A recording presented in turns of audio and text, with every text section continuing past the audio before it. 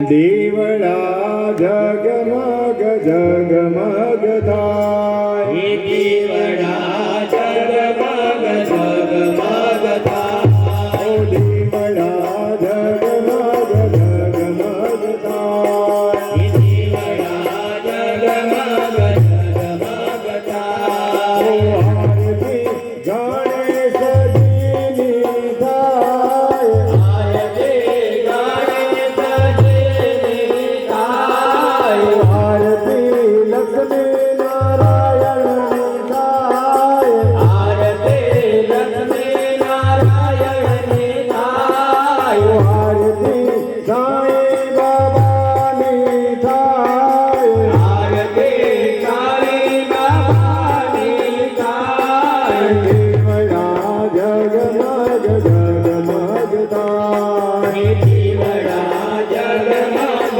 જગમગ થાય, બાપા મેલાવ્યા છે ફૂલનો હાર, બાબાએ મેલાવ્યા છે ફૂલનો હાર, હારનો પહેરો તો આનંદ થાય, હારનો પહેરો તો આનંદ થાય, દીવડા જગમગ જગમગ થાય, દીવડા જગમગ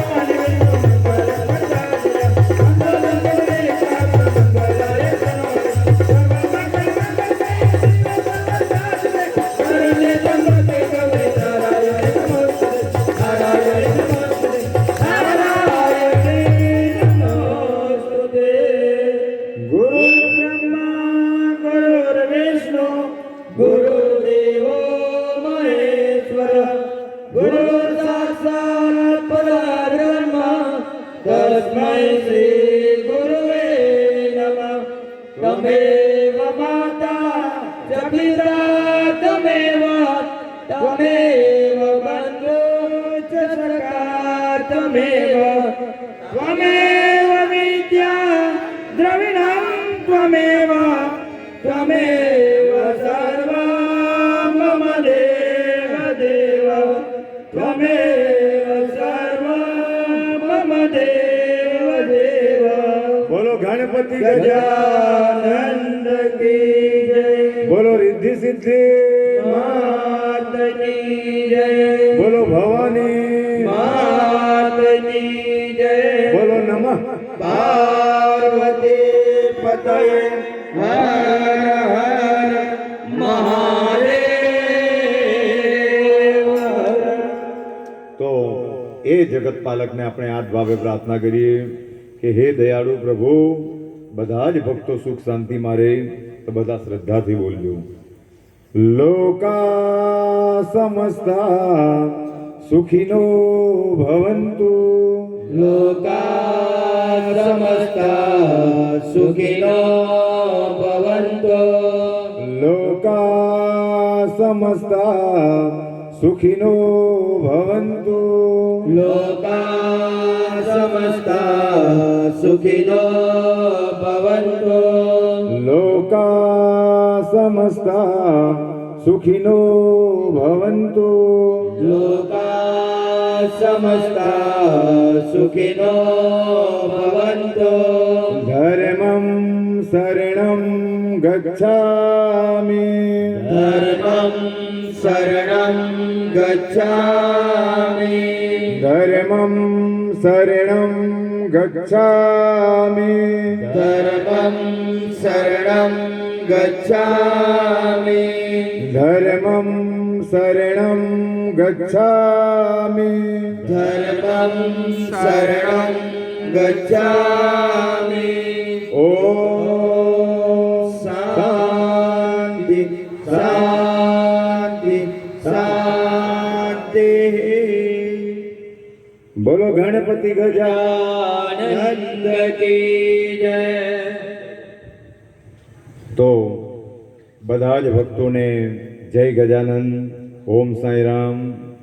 પવિત્ર તહેવારો, પવિત્ર જ્યારે ઉત્સવ ચાલી રહેલા છે તો ગણપતિ દાદાનું સાનિધ્ય અને આપણું પંચલાય ગામ અને જુવાનિયાઓ જ્યારે આટલું સરસ કાર્ય કરી રહેલા હોય તો એકવાર ગામ વતી આ જુવાનીઓને પણ ખૂબ ખૂબ અભિનંદન આપીએ કે જેમણે આ પરંપરાને જાળવવી છે.